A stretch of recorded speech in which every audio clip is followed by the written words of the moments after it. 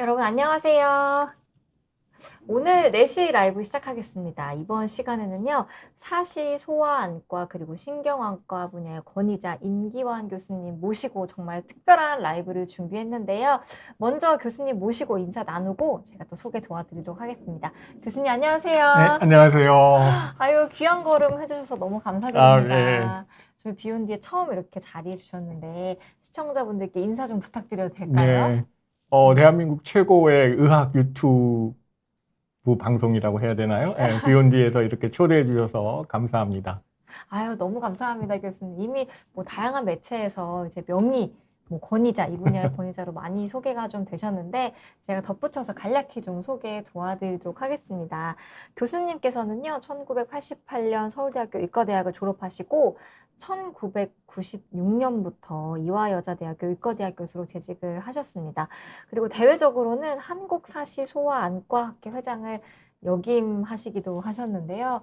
굉장히 지금 숨가쁘게 많은 대외 활동도 하시고 바쁘게 지내셨던 것 같습니다. 오늘 이렇게 비욘디에 처음 자리해 주셨는데 오늘은 사시의 모든 것을 주제로 좀 강연을 준비해 주셨잖아요, 교수님. 네. 준비해 주신 자료가 또 굉장히 많고 어마어마해서 자료 한번 보면서 교수님의 귀한 강연 들어보도록 하겠습니다. 네. 보시면서 궁금하신 점 사시 질문 주시면 제가 잘 전달 드리도록 할 테니까요. 질문도 많이 부탁드리겠습니다. 그럼 강연 부탁드릴게요, 예. 교수님.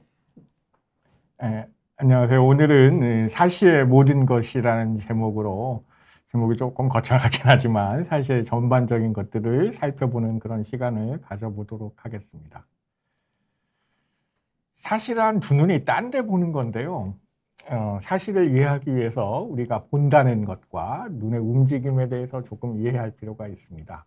우리가 본다는 것은 이렇게 물체가 있으면 빛이 이 물체를 통과해서 눈에 들어오게 됩니다. 그래서 눈의 앞에 각막, 수정체, 이 뒤에 망막, 그래서 이 망막에 초점이 맺히게 됩니다. 그래서 이 물체의 상이 시신경을 통해서 뒤로 가서 여기서 또 신경을 바꿔서 뇌 뒤쪽으로 갑니다. 그래서 저 뒤에 후두엽이라는 곳에 눈을 보는 그런 뇌 피질이 있습니다. 그래서 이 뇌에서 보게 됩니다.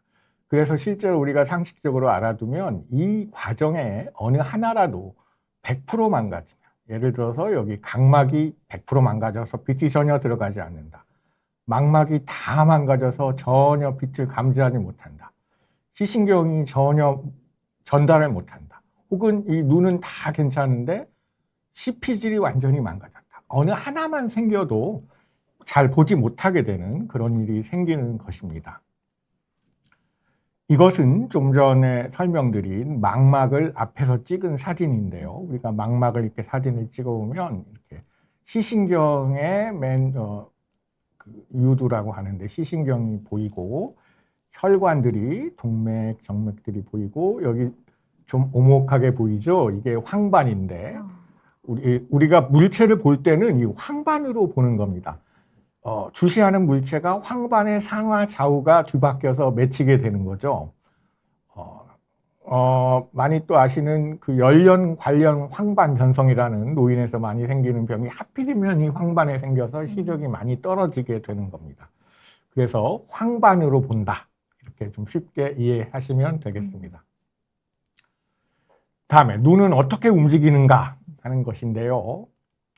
팔다리 움직이듯이 눈도 근육으로 움직입니다. 이렇게 각각의 눈에는 6개의 근육이 있습니다. 4개는 이렇게 똑바른 근육이 상하 좌우에 있고요. 또 비스듬하게 있는 근육이 2개가 있어서 이 좌우로 움직이는 근육이 수축하면 눈이 안으로 가고 밖으로 가고 위아래 역시 마찬가지고 비스듬하게 있는 근육의 기능은 조금 이해하기 어려울 수도 있는데 그것은 이제 수축함에 따라서 눈이 이렇게 시계 방향으로 돌거나 반대 방향으로 돌거나 하는 그런 움직임을 갖게 됩니다. 그래서 나중에 수술에 대한 언급을 할 테지만 우리가 수술할 때는 이 근육을 조절하게 된다고 이해하시면 됩니다. 이런 근육은 팔다리의 근육도 마찬가지듯이 신경으로부터 지배를 받습니다. 뇌에 깊숙한 뇌간에 눈을 움직이는 신경은 이렇게 3번, 4번, 6번 신경인데요. 뇌신경은 12개가 있습니다. 그 중에 이 3개의 신경이 머리 깊숙한 곳에부터 나와서 뇌를 따라서 쭉 앞으로 나온 다음에 눈 주변의 근육에 분포하게 됩니다. 그래서 이런 신경에 문제가 있을 때도 근육에 문제가 생겨서 사시가 또 유발될 수 있지요. 네. 자, 이거는 이제 머리의 뒤쪽에서 이것을 모식도로 나타낸 건데, 아까 우리가 처음에 본다는 신경이 시신경이죠. 보는 신경이. 거꾸로 눈을 움직이는 신경은 4번, 3번, 6번 신경들이 이렇게 복잡하게 나와 있습니다. 사실은 조금 정확하게 설명드리면 두 눈의 시선이 한 물체를 똑바로 향하지 못하는 것. 시선이라는 것은 우리가 아까 황반으로 본다고 그랬죠. 주시 물체. 우리가 뭔가를 볼 때 보는 물체는 황반에 맺힙니다. 그래서 황반과 주시 물체는 두 눈이 주시 물체에서 만나게 되는 거죠. 쉽게 생각하면 아까 그냥 말씀드렸듯이 두 눈이 딴 데 보는 거라고 생각하시면 됩니다. 네, 교수님, 근데 그 사시가 생각보다 많다면서요. 저도 네. 잘 몰랐는데 라이브 통해서 많이 배웠거든요. 네. 한 얼마나 많은지 한번 잠깐 짚어주시면 좋을 것 같아요. 약 한 2 내지 4% 정도? 보고자에 따라 조금씩 다르긴 하지만 꽤 많습니다. 그렇군요. 네, 발병률이 생각보다 높아서 한번 여러분들 잘 들어주시면 좋을 것 같습니다. 자, 이거는 이제 모식적으로 나타냈는데 지금 설명드린 것처럼 우리가 이런 물체를 본다고 하면 이 두 눈으로 볼 때 각각의 황반의 이상을 맺히게 됩니다. 황반으로 보는 거죠. 그런데 눈이 이렇게 사시가 됐다. 안으로 몰렸죠. 몰렸으면 이 물체가 이쪽 눈은 황반으로 보는데 이쪽 황반은 딴 데를 보고 있는 겁니다. 딴 데를 보게 되고 이 물체는 망막 주변에 어딘가에 맺혀서 어른의 경우에서는 복시, 둘로 보이는 일이 생길 수도 있습니다. 자, 다음은 사시의 종류에 대해서 알아보겠습니다. 사시의 종류는 분류 방법에 따라서 되게 다양하고 복잡한데 간단한 것만 살펴보겠습니다. 눈이 어느 쪽으로 몰렸냐 하는 방향에 따라서 내사시, 지금 보면 이쪽 눈은 똑바르죠. 네. 똑바르고 이쪽 눈은 안으로 들어가 있지 않습니까? 그래서 내사시라고 합니다. 안으로 들어갔다 해서. 이 환자는 어떻습니까? 이쪽 눈은 똑바른데 오른쪽 눈이 밖으로 나갔죠. 이것을 외사시라고 합니다. 그 다음에 옆으로만 있는 게 아니고 위아래가 어긋나는 게 있죠. 이 환자는 지금 왼쪽 눈은 똑바른데 오른쪽 눈이 위로 올라갔지 않습니까? 네네. 상사시입니다. 위로 올라갔다. 그래서 이 환자는 실제로는 상사시와 외사시가 약간은 겹쳐 있는 그런 환자입니다. 같이 있을 수도 같이 있습니다. 있을 수도 있군요. 예. 그런데 이런 사시는 사실은 보는 눈에 따라 상대적입니다. 이쪽 눈이 지금 똑바른데 이쪽 눈은 내려와 있죠. 그러면 이건 하사시가 됩니다. 억지로 왼쪽 눈을 보게 하면 거꾸로 오른쪽 눈은 위로 올라가게 됩니다. 상사시죠. 그래서 보는 눈에 따라 사실은 상대적이고, 사실 아까 그 내사시, 외사시도 엄마들이 우리 애가 어느 쪽에 사시냐 이렇게 물어보시는 경우들이 많은데, 우리나라에서 많은 간헐외사시나 내사시나 이런 경우도 보다 좋은 거는 두 눈이 번갈아 가면서 돌아가는 게 좋은 겁니다. 엄마들은 그래요? 거꾸로 하는 경우들이 많은데, 네네네. 예를 들면 우리가 극단적으로 생각해 보면 한 눈을 실명했습니다. 한 눈을 실명했으면 그 눈으로는 볼 수가 없습니다. 그러면 좋은 눈으로 보고 실명한 눈에만 사시가 나타납니다. 그런데 우리가 오른손잡이, 왼손잡이가 있는 것처럼 오른눈잡이, 왼눈잡이가 있는데 두 눈을 50%씩 똑같이 쓴다고 하면 어떨 때는 이 눈이 나가고 어떨 때는 이 눈이 나가고 하게 되겠죠. 돌아가면서 하는 게 오히려 그게 왜냐하면 이제 사시에 조금 이따 또 설명을 드리겠지만 약시의 동반이 많습니다. 그런데 이제 약시는 시력이 잘 안 나오기 때문에 대개는 약시인 눈이 자꾸 나가게 되죠. 그래서 어쨌든 보는 눈에 따라 상대적이다 이런 말씀을 드립니다. 어머니들께 외래에서 너무나 많은 질문을 받기 때문에 네네. 방송을 통해서 미리 다 말씀드립니다. 너무 좋습니다. 네. 그럼 보통 교수님, 네. 그러니까 한쪽만 발생을 하겠네요. 그러면 동시에 이렇게 양쪽이 문제가 되는 경우보다는 그러니까 이 두 눈의 밸런스의 문제라고 생각하면 됩니다. 어느 한쪽에, 그러니까 일반적인 사시는 물론 그 마비 사시나 이런 거는 좀 달라요. 근데 대개 어린이들한테 많이 보는 사시는 간헐외 사시가 우리나라에 제일 많고, 그다음에 이제 영아뇌 사시, 조절뇌 사시 이런 것들이거든요. 그런 거는 사실 그 눈의 시력에 따라서 그게 양상이 달라지는 거지, 어느 한쪽이 문제여서 그 눈만 사시다. 이것은 조금 얘기가 다르다. 그런 그렇군요. 말씀을 드리는 겁니다. 그럼 한 가지만 더 여쭤볼게요. 네. 그러면 보통 이 사시는 어렸을 때 발병하는 경우가 좀 많고 일반적이다 이렇게 보면 될까요? 아니면 어른이 돼서 어른에도 생깁니다. 특히 그 마비 사시 같은 경우는 최근에 그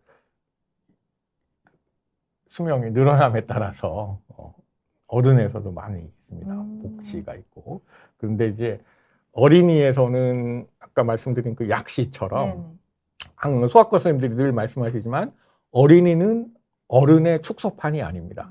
시력이 어른 시력, 정상 시력으로 태어나는 게 아니고 태어나서 보면서 시력이 발달합니다. 그래서 만 6세, 8세까지 이렇게 발달을 하거든요. 그래서 어린이 때는 이런 사시가 생기면 약시가 생기기도 하고, 그다음에 그 약시가 살면서 계속 문제가 되는 거죠. 그래서 어린이에서는 좀 보다 주의 깊게 봐야 되는 그런 경우가 있겠습니다. 네, 이해하였습니다. 계속 좀 설명 부탁드리겠습니다. 자, 이것은 아까 말씀드리듯이 우리나라에서 가장 많은 간헐외 사시입니다. 이 환자를 보세요. 오른쪽 눈 씩 나가죠.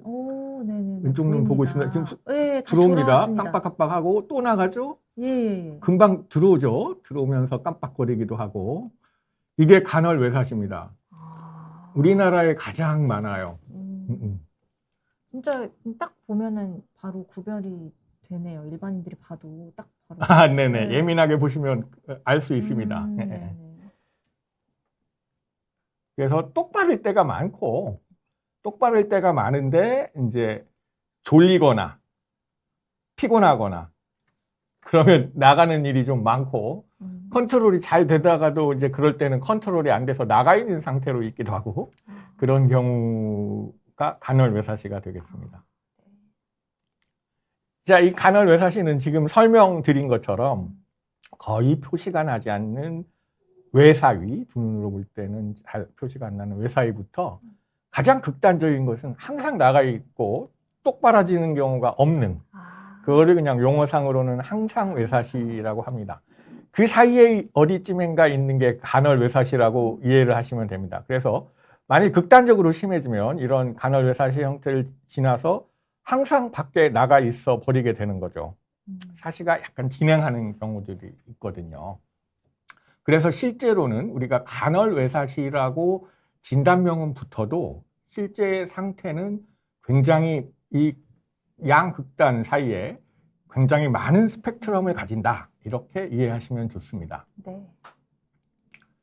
다음은 이제 또 많은 영아뇌사시입니다. 영아뇌사시는 엄밀한 정의상으로는 생후 6개월 이전에 생긴 사시를 영아뇌사시라고 부릅니다. 대개 사시각이 굉장히 크고, 이 환자도 보면 지금 이 눈은 똑바르고 이 눈은 많이 들어가 있죠. 그 다음에 하사근 기능 항진이나 해리 수직 편의 등 그 수직 사시가 처음부터 같이 동반되기도 하고 추후에 동반되기도 하고 그렇습니다. 그런데 그 어린이들의 이런 시력 발달과 두 눈으로 보는 능력이 아주 어렸을 때 많이 발달한다고 아까 말씀드린 것처럼 이런 영아뇌사시라고 판단이 된 경우에는 가능하면 수술을 빨리 해줍니다. 일반적으로는 2년 이전에 해주면 좋다.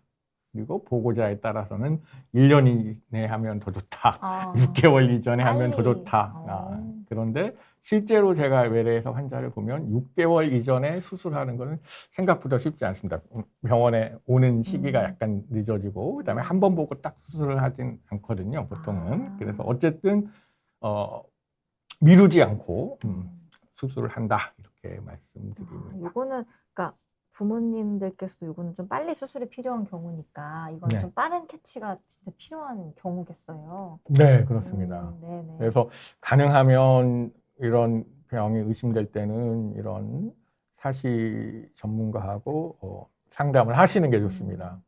이따가 이제 몰려 보이는 사시가 아닌 환자도 설명을 할 텐데 네. 그 환자들하고 구분이 잘 안 되는, 잘 못 하시는 경우들이 있거든요. 자, 다음은 이제 조절내사시입니다. 조절내사시는 이렇게 눈이 몰려 있죠. 몰려 있는데 원시가 상당히 심하게 있으면서 원시 안경을 끼면 똑바라집니다. 그래서 안경이 치료죠. 어떤 엄마들은 안경 안 쓰고 수술해달라고 합니다. 근데 그렇게 하지는 않습니다. 안경으로 똑바라진 아이들은 안경으로 치료를 하고, 물론 이제 부분 조절 내사시라고 해서 안경으로 상당히 똑바라지지만 그래도 사시가 남는 아이들이 있습니다. 그게 의미 있게 남는다면 그 남은 부분에 대해서는 또 수술을 합니다. 또 하나는 이 커가면서 조절 내사시의 경과인데 가장 행복한 아이들은 원시는 커가면서 줄어듭니다. 근시는 심해지는데 네. 그래서 가장 운이 좋은 아이들은 원시가 없어져요. 10살, 20살이 되면서. 그러면 원시가 없어지고 이제는 안경을 끼지 않고 눈이 똑바릅니다. 네. 그런 경우에 이제 제가 명의 소리를 듣죠. 수술도 안 하고 나 안경도 벗고 눈도 똑바라졌다. 이제 그런 경우가 되겠고 3분의 1 정도, 그게 그런 경우가 한 3분의 1 정도 되고 3분의 1 정도는 커서도 계속 안경을 끼고 이제 많이 줄었지만 여전히 사시가 있어서 껴야 되는 경우가 있고 또 한 3분의 1 같은 경우는 괜찮았다가 경과 중에 또 안경 끼고도 사시가 생겨서 수술을 좀 하게 되는 그런 경우들이 있습니다. 네. 그 다음에 이제 또 많이 궁금해 하시는 게 이제 사실 원인입니다. 왜 생겼느냐. 왜 생겼느냐. 네. 어머니들이 특히 아주 어린 애들을 데리고 오신 어머니들한테 가장 많은 질문을 받는데 의학적으로는 많은 뇌부터 이 아까 말씀드린 근육까지 여러 가지 가설들이 제시되고 있지만 정확히 말하면 아직 모른다. 간헐외사시나 뭐 아까 내사시, 영아내사시 이런 경우에 모른다고 하는 게 일반인들한테 이해하기가 쉽다고 생각을 합니다. 그래서 이제 보호자들한테 그런 질문을 받을 때는 어머니들이 여쭤보시는 이유는 내가 뭘 잘못해서 뭐만 안 하면 안 생길 수 있었는데 그 다음에 앞으로도 안 나빠질 텐데 그런 생각으로 여쭤보시는 거거든요. 그래서 이제 저는 이제 최소한 엄마 아빠의 잘못은 아니다 이렇게 설명을 합니다. 실제로 그렇고요. 그 다음에 아까 그 조절내 사시처럼 원시가 사시의 원인인 경우가 있고 아까 신경 3가지 신경이 내려오는데 그 신경마비 때문에 사시가 생길 수 있습니다. 그 다음에 갑상선 기능 이상, 대개는 갑상선 기능 항진 때 그런 일이 많이 생기는데 그 근육이 두터워지고 이상물질들이 침착되면서 또 사시가 유발되기도 합니다.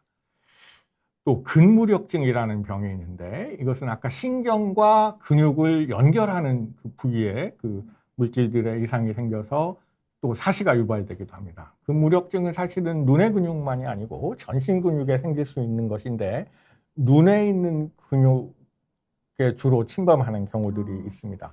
눈꺼풀 처짐이 눈꺼풀 이렇게 내려오는 안검하수라고 부르기도 하죠. 그런 것도 같이 오기도 하고 또 하나는 눈 주변의 뼈의 골절 눈이 안화라고 해서 주변의 뼈로 이렇게 보호되고 있습니다. 그런 골절이 있을 때도 사시가 생기기도 합니다. 다음에 이제 사시의 증상인데 눈 모양이 이상한 거죠. 일단 제일 쉽게 볼 수 있는 거는 안으로 몰리거나 밖으로 나가거나 위로 가거나, 어떤 엄마들은 그 간헐외사시 같은 경우는 벌어졌다 똑바라졌다 하는데 한눈이 약간 늦게, 뭐 오른쪽 볼 때 한눈이 약간 늦게 따라온다, 이렇게 또 설명하시는 어머니들도 있습니다. 또 이제 사실은 또 다른 특수한 사시의 경우에는 또 다른 것들이 생기기도 합니다. 그 다음에 이제 눈 피로라는 것은 사실 굉장히 어려운데, 일부에서는 그런 걸 느끼는 환자들이 있습니다. 사실은 이제 아까 말씀드렸듯이 보는 것도 근육을 쓰는 건데요. 네네. 왜 백조가 이 헤엄을 우아하게 치기 위해서는 밑에 발버둥. 발버둥을 쳐야 그쵸. 된다고 전 알고 있지 않습니까? 그것처럼 눈은 똑바른데 아까 자꾸 이렇게 나가는 환자는 안쪽으로 모으는 근육을 자꾸 써야 됩니다.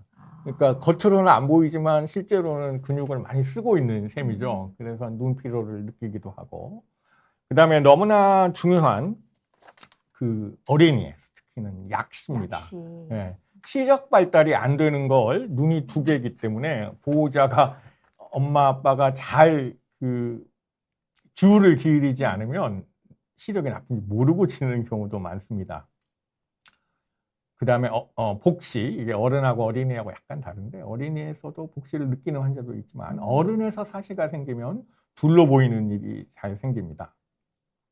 다음에는 제일 많은 그 간헐외사시 같은 경우에는 눈부심이 있기도 합니다. 햇빛에 나가면 유난히 눈부셔 하죠. 그 다음에 눈 깜빡임이 심한 환자도 있습니다. 이게 눈을 깜빡하면서 똑바로 만들려고 하는 노력을 하게 되거든요. 그 다음에 특수한 형태의 사시에서는 고개 기울임이나 고개를 이렇게 돌리는 그런 경우도 있습니다. 고개를 이렇게 기울이면서 그쪽으로 볼 때는 사시가 적은 그런 상황이 되거든요.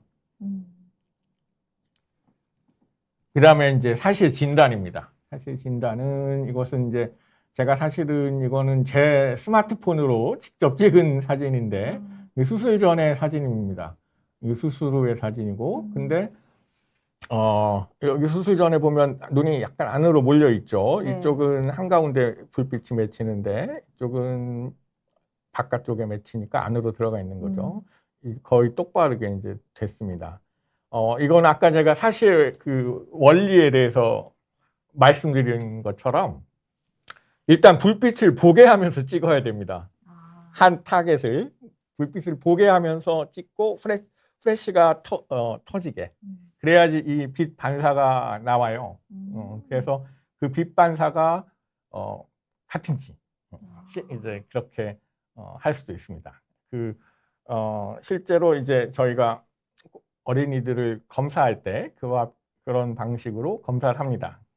그러니까 논리적으로는 집에서 이렇게 찍어 보시면 알 수도 있다 하는 걸 설명을 드리는 거고, 네. 다만 전문적인 것은 같이 상의하시는 게 제일 좋습니다. 네, 그럼요. 그 다음에 또 이제 이 환자 어떻습니까? 오른쪽 나갔죠? 왼쪽 눈 가리니까 지금 어딘가를 계속 보게 하고 있는 겁니다. 계속 움직이는데? 예, 지금 나가죠?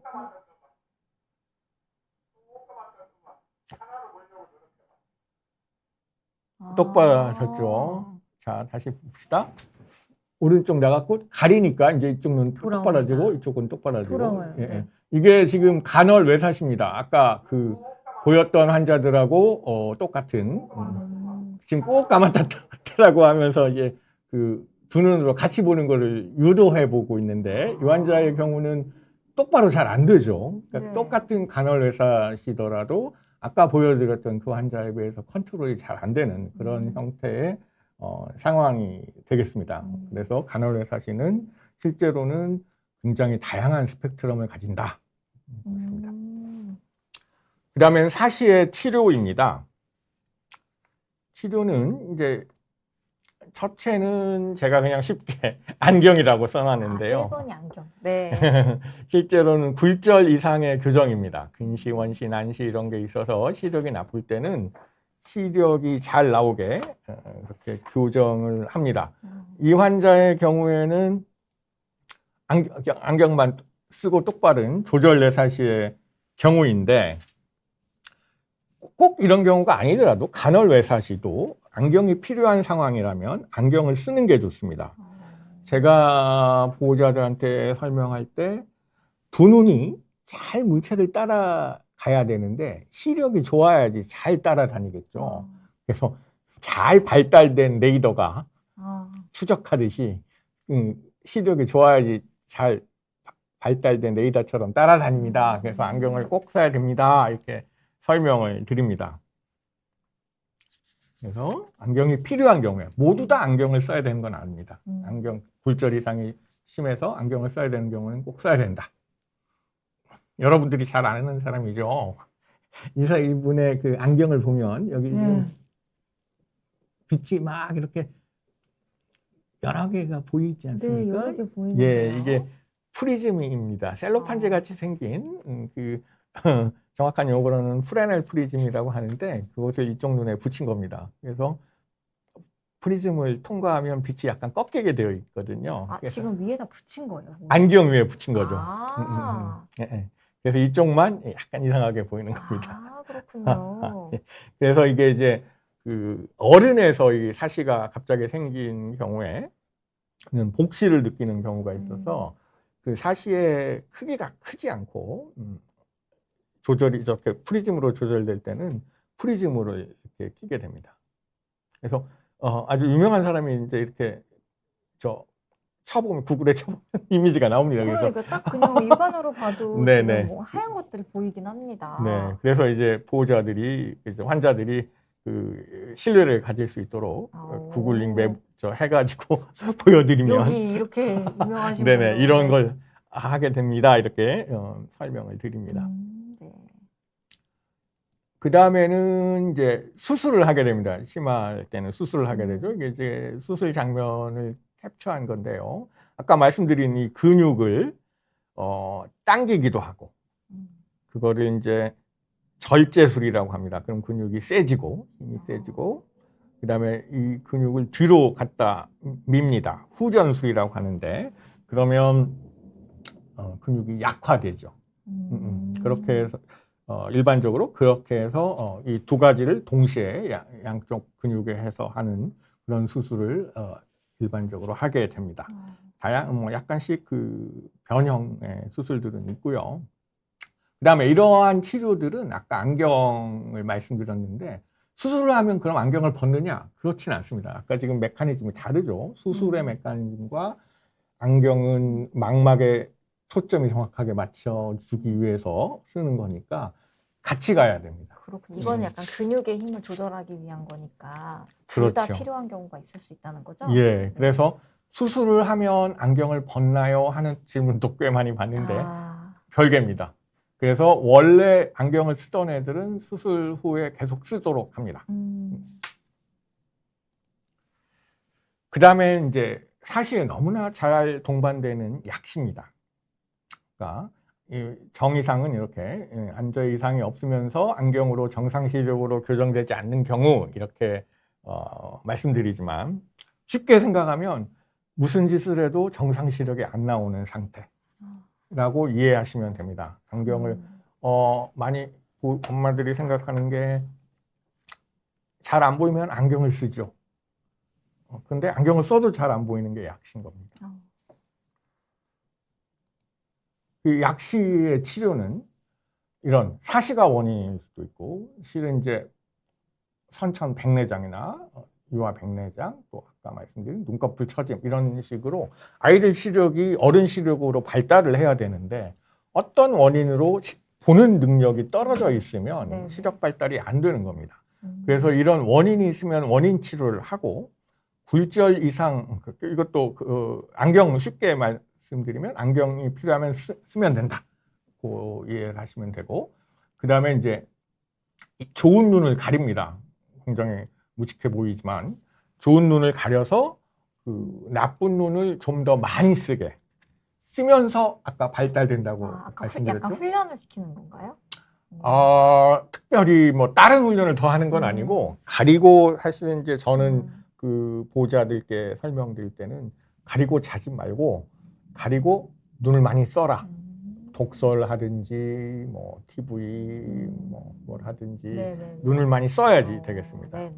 그런데 이 악신은 사실은 빨리 발견해서 적절히 치료되면 정상으로 될 수 있거든요. 그리고 사실은 무슨 수술을 하거나 무슨 비용이 많이 드는 것도 아니고, 그래서 어린이에서의 아까 말씀드린 시력 검사가 굉장히 중요하고 3, 4세는 꼭 시력 검사를 하라고 권합니다. 대개는 그 나이가 되면 그림을 알아요. 대개 정상으로 발육하는 애들은 36개월쯤 되면 알고, 제가 본 환자 최고 기록은 22개월인가 하는 그런. 그 다음에 조금 늦어도 한 4세, 48개월 정도면 알아서 시력 검사를 정확히 해보는 게 중요하게 되겠습니다. 그렇군요. 사실 아이를 데리고 이제 안과에서 한번 시력 검사를 해봐야지라는 생각은 잘 못 하실 수 있거든요. 네, 요거는 꼭 필요하다는 말씀을 좀 기억해 주시면 좋겠네요. 예, 맞습니다. 네. 중요한 일이어서 사실은 네, 학회, 그러니까요. 안과 학회나 이런 데서도 캠페인도 많이 하고 어. 아마 그 사시에 관한 이런 강의를 하시는 선생님들이 다 네. 똑같은 얘기를 하실 네. 겁니다. 근데 이제 이런 약시의 치료는 아까 말씀드린 좋은 쪽 눈을 가려서 나쁜 쪽 눈을 많이 쓰게 하는. 그 다음에 필요한 경우에는 안경을 쓰고, 안경을 쓰는 거는 아까 말한 망막에 초점이 잘 안 맺히는 거를 잘 맺히게 해주면서 가림치료를 같이. 안경이 필요한 아이는, 필요 없는 아이는 가림치료만 하고. 가림치료만. 네. 네. 그 다음에 또 그 엄마들이 많이 물으시는 게, 이 가리는 게 생각보다 힘들고 아이들이 잘 따라하지 않는 경우들이 있거든요. 그냥 커서 라식이나 라섹 할래요 하는 그런 어머니들이 계시는데, 이게 보는 기능이 발달하지 않고 어른이 되면 라식이나 라섹은 이 굴절 이상을 안경을 벗게 해보는 수술인 거지, 네. 시력 발달 자체가 안 된 사람이 라식 수술한다고 시력이 나오는 것은 아닙니다. 그래서 그러네요. 이 악신은 어렸을 때 잘 치료를 해야 된다, 이렇게 다른 차원이니까. 말씀드립니다. 네네. 예.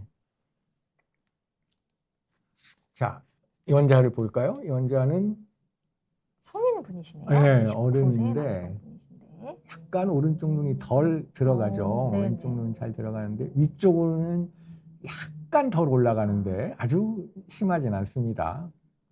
오른쪽으로는 잘 가죠. 이거는 이제 오른쪽으로 가는 건 6번 뇌신경이거든요. 이쪽은 살아있어서 그렇고, 이 환자는 오른쪽 눈의 3번 뇌신경의 부분적인 마비를 가진 환자인데, 네. MRA라는 그 뇌의 혈관을 찍는 그런 사진이 있습니다. 그걸 해봤더니 이렇게 혈관에 꽈리가 있어요. 이렇게 동맥루라고 하는데, 그래서 이게 3번 뇌신경을 눌러서 생긴 그런 환자입니다. 사시가 생긴 환자죠. 그래서 이 환자는 이제 신경외과에서 여기를 코일 색전술이라고 그런 방식으로 이걸 막은 다음에 좋아졌습니다. 그래서 원인이 있는 경우에는 아까 처음에 제가 모른다 그랬는데 네네. 모를 때가 상당히 많고, 이렇게 원인이 밝혀진 경우에는 원인 치료를 해야 됩니다. 자, 이 환자는 어떨까요? 이 환자는 똑같이 사실은 이제 아까 환자와 같이 3번 오른쪽 눈에 3번 뇌신경마비 환자인데, 눈이 오른쪽 눈이 약간 빨갛죠. 약간 충혈이도 있고 오른쪽 눈이 전혀 안 갑니다. 가운데도 안 가죠. 이쪽으로 보는데 6번 뇌신경은 잘 가고 있고 위쪽으로 거의 안 올라가죠. 왼쪽은 올라가는데 오른쪽은 안 올라갑니다. 아래쪽도 안 내려갑니다. 거의 3번 뇌신경이 다 마비된 그런 상태 환자인데, CT를 찍어보니까 안구 돌출이 있고, 환자는 이제 또 뇌혈관에 특별한 촬영을 해서 경동맥하고 목에서 이렇게 위로 올라가는 동맥이 있습니다. 해명동맥, 동정맥루라고 해서 동맥과 정맥 사이에 샛길이 생기는 그런 거죠. 그래서 그게 해면동이라는 눈 뒤쪽에 뇌하고 연결되는 부위에 동굴 같은 데가 있는데 거기서 3번 뇌신경이 눌려서 생긴 그런 환자입니다. 이런 환자도 그 코일 색전술을 해서 색전술 후에 이 같은 환자입니다. 색전술 후에 정상이 됐죠. 우와, 다 잘 네네네. 움직입니다. 그래서 원인 치료가 필요한 경우에는 이렇게 원인 치료를 해야 된다. 그다음에 이 환자는 운이 좋게 다 움직이지만 이게 그 신경이 그 불가역적인 손상을 받으면 잘 치료하고도 남는 경우들도 있습니다. 자, 그 다음에는 이제 사시가 아닌데 사시처럼 보이는. 제가 참 좋아하지 않는 용어여서 이걸 안 썼는데요. 네. 용어에는 거짓 사시라고 되어 있습니다. 네네. 근데 거짓 사시 그러면 마치 무슨 사시 같지 않습니까? 네. 근데 정상이거든요. 이게 우리나라에는 이런 애들이 되게 많습니다. 엄마들이 눈이 몰렸다고, 지금 보면 눈이 몰렸다고 온 아이인데 빛이 한 가운데 맺히죠. 네. 사시는 별로 없어 보입니다. 그다음에 이 미간 사이에 피부를 이렇게 잡아다니면 안 몰려 보이죠. 여기가 좀 네. 막혀서 이렇게 보이는 거군요. 그게 이제 우리나라뿐만 아니고 이 그 몽골 그다음에 동양인들은 어렸을 때 이 미간 사이에 피부가 많고 콧대가 낮고 그래서 네네네. 몰려 보이는 겁니다. 그런데 아까 제가 처음에 말씀드렸듯이 사시는 두 눈이 다른 데를 보는 거죠. 네. 근데 두 눈은 다른 데를 보고 있지 않은 거죠. 그러네요. 몰려 보일 뿐이지. 그래서 이렇게 잡아다니면 똑바릅니다. 그래서 실은 이제 또 할머니 할아버지들 중에 그 어렸을 때 사시는 그냥 두면 좋아진다. 그리고 이제 병원에 안 오시는 엄마들이 있는데 아마 이런 거를 가지고 그렇게 말씀하실 겁니다. 그럴 그런데 수 있겠네요. 예, 아까 말씀드렸듯이 그 영아내사시하고는 구분을 해야 되죠. 그거는 빨리 수술해야 되는 네. 거니까. 그래서 그런 것들은 잘 구분해야 된다는 것을 또 말씀드립니다. 네. 네, 네. 감사합니다. 그럼 이렇게 해서 준비해 주신 강연을 쭉 너무 잘 준비를 해 주셨는데 관련해서 질문 주신 것들이 있어서 조금 받아봐도 네. 괜찮을까요? 네, 우리가 뭐 사시의 종류는 어떤 건지 어떻게 치료를 해야 되는지 이런 부분 자세히 좀 설명을 주셨습니다. 그러면 관련 질문들 제가 한번 남은 시간 동안 전달을 드리도록 하겠습니다. 꼬미토리님께서 주신 질문인데요. 혹시 본인이 사시인 걸 잘 모르는 경우도 있는지 이제 지인이 약간 사시가 있는 것 같아서 알려줬는데 30년 동안 몰랐다 이런 반응을 좀 보였나 봐요. 네, 그래서 본인이 좀 잘 모르는 경우도 있는지 궁금하신가 봐요. 네. 본인이 잘 모르는 경우도 있습니다. 심지어는 그게 정상인 거로 생각했다는 분들도 있고요. 그다음에 이제 꼬마들도 9살, 10살 되면 자기 눈이 이렇게 피곤하면 나간다는 그거를 느끼기도 하고 그다음에 모르는 아이들도 꽤 많습니다. 그렇군요. 이런 경우가 실제로도 있나 봐요. 네. 그럼 또 질문 한번 보겠습니다. 혹시 그 짝눈일 경우에 이게 또 사시로 이어질 가능성이 있는지 이런 질문을 주신 분이 계시네요. 굉장히 어려운 질문이네요. 왜냐하면 저렇게 의학적으로 가능성이 있을까요? 그러면 정답은 가능성이 있는 거죠. 짝눈 자체로 사시로 진행한다기보다 짝눈이면서 한쪽 시력이 잘 발달하지 않으면 짝눈이라는 게 결국은 두 눈의 굴절 이상이 많이 다른 한쪽은 근시가 굉장히 심하고 한쪽은 근시가 적달지 거꾸로는 한쪽은 정상인데 한쪽은 원시랄지 특히 원시 눈은 약시가 생기는 경우가 많습니다. 네네. 그래서 잘 못 보면 못 보는 것 때문에 또 사시가 생기기도 하거든요. 그건 이제 그 감각 사시라고 하는데 그래서 가능성은 있다. 그런데 짝눈 자체로 직접적인 가능성은 크지 않다. 이렇게 생각하시면 되겠습니다. 네. 그리고 혹시 사시를 진단을 받으셨는데 네. 이후에 교정술을 받을 수 있는지 이런 질문을 네, 주셨는데. 원칙적으로는 사시라고 해서 라식이나 라섹을 못할 건 없습니다. 예. 네. 다행입니다. 네, 또 질문 받아보겠습니다. 라라라님이 또 길게 질문을 주셔가지고 한번 전달드리겠습니다. 안녕하세요, 교수님. 아이가 간헐적 외사시 진단을 받았습니다. 22에서 25도 이렇게 말씀을 주셨고 수술을 해야 없어지는 거라고 설명을 들었습니다. 대개는 재수술을 하게 된다고 들었는데 아이의 경우에 혹시 수술 적기라는 것이 존재할까요? 예를 들어서 5세에 최초 수술을 하고 7, 8세 정도의 재수술을 염두하는 경우 아니면 수술을 할 경우 뭐 과교정이나 다른 부작용 등이 생길 가능성도 있는지 이런 두 번째 질문도 주셨고요. 아이는 현재 약시는 없고 양쪽 발생하는 경우입니다. 시력은 1.0 이상 좋습니다. 이럴 때 언제쯤 수술하는 게 좋을지 무척 고민이 됩니다. 이런 질문을 주셨습니다. 네. 의장 질문이 많아서 네. 대개는 재수술하게 된다고 들었다.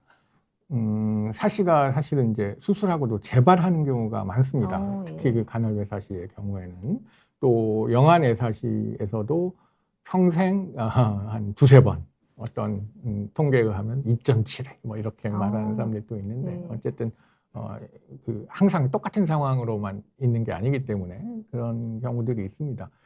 그렇지만 대개 재수술을 한다고까지 생각할 필요가 있을까 하는 표현이 그렇게 생각을 하고요. 수술 적기라는 것은 환자마다 사실 다 다릅니다. 아까 말씀드렸듯이 그 굉장히 많은 스펙트럼이 있고 사실은 제가 설명을 드리지 않았지만 그 영아 뇌사시처럼 영아 외사시 형태로 나타나는 경우 그런 경우에는 빨리 수술을 하는 게 좋고 이렇게 저는 나이를 가지고 수술을 정하진 않습니다. 근데 또 똑같은 간헐외사시지만 나타나는 빈도나 아까 말씀드렸던 그 어느 쪽이 우세한인지 그다음에 두 눈으로 잘 똑바로 만드는 능력이 있는지 아까 두 동영상이 다르지 않습니까? 네. 그런 식으로 해서 그런 걸 고려해서 결정해야 되고 저 지금 상태라고 해서 저 환자 때문에 수술할 경우 과교정이 더 생길 이유는 없습니다. 항상 저교정이나 과교정을 수술하면서 걱정을 하고 설명을 드리고 하는데 지금 말씀하신 라라라님의 경우에 부작용이 더 크다고 할 수는 없겠습니다. 그렇군요. 네. 나이를 염두하진 않고 좀 상황을 보시고 수술 시기를 결정한다. 라는 말씀을 좀 주셨습니다. 네, 너무 고민이 좀 많으실 것 그러신 것 같습니다. 같습니다. 예. 네, 또 질문 계속해서 받아보겠습니다. 그러면 오히려 반대로 이제 예전에 뭐 렌즈 삽입 수술을 하셨나 봐요. 네. 그 이후에 사실 수술하는 것이 가능한지 이런 질문을 또 주셨네요. 네, 일반적으로 가능합니다. 렌즈 삽입술은 눈 안에 렌즈를 넣는 거고 사시 수술은 아까 말씀드렸듯이 눈 밖에 있는 안구에 사실 안구를 공이라고 하면 공 밖에 있는 근육을 수술하는 거기 때문에 사시 수술이 불가능하지는 않습니다. 네, 가능하다라는 답변을 네. 주셨습니다. 그리고 평안한 가을님께서 이런 질문 참 많이 받으실 것 같아요, 교수님. 사시 교정을 자연적으로도 이게 치유가 가능한지 이런 질문을 좀 주셨네요. 가능하지 않다고 생각합니다. 그게 이제 대개는 아까 제일 많은 간헐외사시의 경우에는 같거나 심해집니다. 진행하는 경우가 있어서 그다음에 저 표현이 조금 오해를 살 소지가 있는데 사시가 지금 저 말씀들로 따지면 일종의 조절외사시 같은 경우인 것 같은데 교정 안경을 끼웠을 때는 괜찮은 모양인데요. 그러면 안경을 계속 껴야 돼요. 그다음에 이제 경과를 봅니다. 아까 제가 한 3분의 1, 3분의 1, 3분의 1 설명을 드렸지만 환자마다 다르기 때문에 어찌 보면 사실은 제가 어떤 상태를 만들어가는 게 아니고 환자의 상황에 맞춰서 안경을 좀 줄일지 또 심해지면 수술을 할지 그냥 지켜볼지 이런 것들을 결정하게 되는 거여서 그렇게 이해하시면 됩니다. 네. 그리고 해피라이프님께서는요. 멍 때릴 때만 사시 증상이 좀 보이시나 봐요. 그래서 요거는 좀 문제가 되는지 아니면 좀 이런 질문 주셨네요. 멍 때릴 때만 사시가 있다는 게 이제 사위가 있거나 그다음에 아까 간헐외사시도 별로 잘 안 나타나는, 되게 드물게 나타난다 이런 말씀이신 것 같은데 역시 마찬가지입니다. 갖거나 진행하는 경향이 있으니까 가끔 체크를 해보시는 게 좋겠고, 어른이라면 사실은 이제 시력 발달이나 이런 게 다 끝났으니까 그 겉보기의 문제죠. 외형적으로 봤을 때. 네. 그런 식으로 판단하시면 될 것 같습니다. 네. 그리고 또 엑스트라님 질문 한번 보겠습니다. 사시 교정 안경을 쓰고 계신가 봐요. 혹시 이제 동네 이제 가까운 안경점에서 이런 교정 안경을 똑같이 맞출 수 있는지, 아니면 이거는 꼭 병원에서 검사를 받고 해야 좀 안경을 받아야 되는 건지, 이런 질문 좀 주셨네요.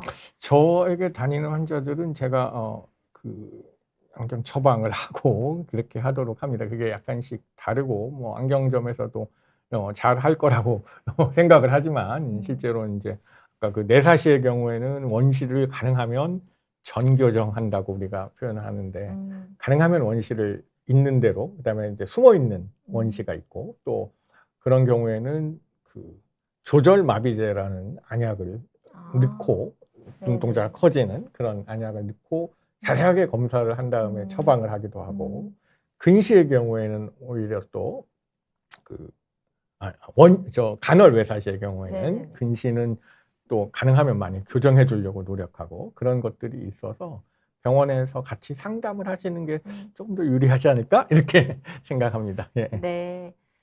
그리고 피곤할 때 초점이 살짝 나가는 게 느껴지고 힘을 다시 주어야 초점이 맞춰지는데, 이런 증상이 혹시 사실 수 있을지, 이런 질문을 또 주셨네요. 네. 아주 강하게 의심되는 상황인 것 같은데요. 아까 그 설명드렸듯이 아까 그 이렇게 동영상에서 나가는 환자처럼 초점이 나가는 나가는데 느낌이 있으시다고 하니까 그거를 예민하고 또 이렇게 어른들은 잘 느낍니다. 그렇군요. 이거는 네. 한번 병원에 좀 가보시는 게 좋을 것 같습니다. 네네. 네, 그리고 아리아님 질문까지만 한번 받아보도록 하겠습니다. 초등학교 때 사시 수술을 받고 돋보기 안경을 끼면서 교정을 했는데요. 중학교 가면서 이제 안경을 벗었고, 성인 되고 나서 안경을 벗었는데, 일할 때나 게임할 땐 집중하면 저도 모르게 사시처럼 좀 노려보는 경향이 있으시다고. 자주 그런 건 아닌데 혹시 이거 교정을 해야 하는지요? 이런 질문을 주셨습니다. 아주 재밌는 질문이고 실제로 비슷한 일들이 생기는 그런 질문인 것 같습니다. 일단은 결론적으로 말씀드리면 자세하게 한번 체크해 보실 필요가 있겠고요. 왜냐하면 이제 성인이 되고 아까 그 조절 내사시 같아요. 지금 말씀하시는 게. 근데 성인이 되면서 안경을 벗고 눈이 똑바라집니다. 그런데 게임할 때 집중하면 사시처럼 노려본다고 하는 거는 가까이 볼 때만 원거리와 근거리 사시가 다를 때가 있거든요. 가까이 볼 때만 사시가 혹시 생기나 하는 그런 생각이 들고, 또 하나는 원시가 많이 줄었더라도 조금 원시가 있습니다. 그런 분들은 사시 자체는 안경을 안 써도 똑바르지만 그 남아있는 미약한 원시의 안경을 쓰는 거를 더 편해하는 사람도 있어요. 20살이 됐는데 선생님 저는 그냥 안경을 쓰는 게 가까이 보고 컴퓨터나 일할 때 더 나아요. 그래서 사시는 좋아졌지만 원시가 있어서 원시 안경을 끼고 있는 환자들도 있습니다. 그거는 이제 환자마다 다 상황이 달라서 그 중에 어느 한 부분이 아닐까 이렇게 생각을 합니다. 그렇군요. 아리아님 질문까지 자세히 답변 주셨습니다. 벌써 50분이 훌쩍 지나갔습니다. 예. 교수님. 예. 오늘 정말 이 사시, 소아안과, 신경안과 분야의 권위자 교수님과 함께 오늘 사시에 대해서 이런저런 내용도 배워보고 여러분들 질문도 받아봤는데 너무나 유익한 시간이 되었던 것 같습니다. 예. 네, 오늘 처음 나와주셨는데 좀 어떠셨습니까, 교수님? 예, 걱정 많이 했는데 진행을 잘 해주셔서 이 라이브 방송은 처음이거든요. 그래서 너무나 편안하게 해주셔서 감사합니다. 아닙니다. 오늘 진짜 귀한 시간 내주신 교수님께도 감사의 말씀 드리고, 또 오늘 시청해주신 여러분들께도 너무 감사하다는 말씀 드리면서 오늘 라이브 마무리 해보겠습니다. 여러분 시청해주셔서 감사합니다. 감사합니다.